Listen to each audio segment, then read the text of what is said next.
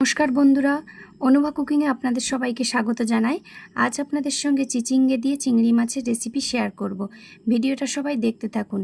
গাছ থেকে আমি টাটকা চিচিঙ্গে তুলে নিয়েছি। এবার চিচিঙ্গের ছালটা একটু পরিষ্কার করে লম্বা লম্বা করে চিচিঙ্গেগুলো কেটে নিয়েছি। দেখুন, ঠিক এইভাবে কেটে নিয়েছি। আর এর সাথে দেব একটু ডুমো ডুমো করে আলু আর পুঁইশাক ডাঁটা। আলুগুলোও ডুমো ডুমো করে কেটে নিয়েছি। এবার উনুনটা ধরিয়ে আমি কড়াটা বসিয়ে দিলাম। কড়াই দিচ্ছি সর্ষের তেল। তেলটা গরম হলে পুঁইশাক ডাঁটা আর আলুটা প্রথমে দিয়ে দেব। আলু আর পুঁইশাক ডাঁটাটা প্রথমে খুব ভালো করে ভেজে নেব। আলু আর পুঁইশাক ডাঁটাটা খুব ভালো করে ভেজে নেওয়ার পরে তারপরেই আমি চিচিঙ্গেটা দেব, কারণ চিচিঙ্গেটা আগের থেকে দিলেই জল বেরিয়ে যায়। ওই জন্য আলু আর পুঁইশাকটা আগে ভালো করে ভেজে নিতে হবে। এবার চিচিঙ্গেগুলো দিয়ে আলু আর পুঁইশাক ডাঁটা আর চিচিঙ্গে খুব ভালো করে ভাজতে হবে। খুব ভালো করে ভাজার পরে আমি এতে দিয়ে দেব 1 চামচ মতো হলুদ গুঁড়ো,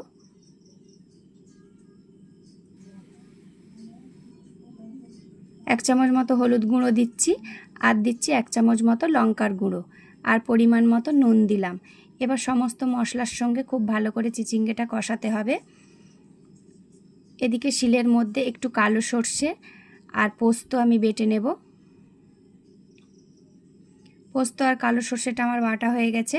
এবার ওই চিচিঙ্গের মধ্যে পোস্ত আর কালো সর্ষেটা দিয়ে আবারও খুব ভালো করে কষিয়ে নেব। খুব ভালো করে কষানো হয়ে গেলে তারপরে জল দিয়ে দেব সেদ্ধ হওয়ার জন্য। এবার এটা 10 মিনিট মতো সেদ্ধ করে নিতে হবে খুব ভালো করে। খুব ভালো করে সেদ্ধ হয়ে গেলে এবার আমি উপর থেকে একটু পরিমাণ মতো হালকা চিনি দিচ্ছি। এবার আমি এটা নামিয়ে রেখে দেব ফোড়নের জন্য। কড়াটা আবার পরিষ্কার করে নেব। এবার ফোড়নের জন্য দিচ্ছি কড়াই সর্ষের তেল, 2টো শুকনো লঙ্কা ফোড়ন দিচ্ছি, আর দিচ্ছি একটা বড় কুচি করে রাখা পেঁয়াজ। পেঁয়াজটা একটু ভাজা ভাজা হলে এর মধ্যে দিয়ে দিচ্ছি চিংড়ি মাছ। চিংড়িটা একটু নুন আর হলুদ দিয়ে পেঁয়াজের সঙ্গে খুব ভালো করে ভেজে নেব। বাদামি কালার হয়ে আসলে, চিংড়ি আর পেঁয়াজগুলো বাদামি কালার হয়ে আসলে এবার তরকারিটা ফোড়ন দিয়ে দেব।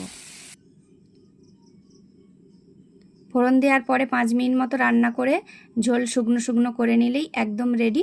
চিচিঙ্গে দিয়ে, পুঁইশাক দিয়ে আর চিংড়ি মাছ দিয়ে তরকারি রেডি। দেখুন, চিচিঙ্গে আর এই পুঁইশাক ডাঁটা চিংড়ি মাছের রেসিপিটা কেমন হয়েছে সবাই কমেন্টে জানাবেন, আর পাশে থাকবেন আর পরের ভিডিওর জন্য অপেক্ষা করবেন।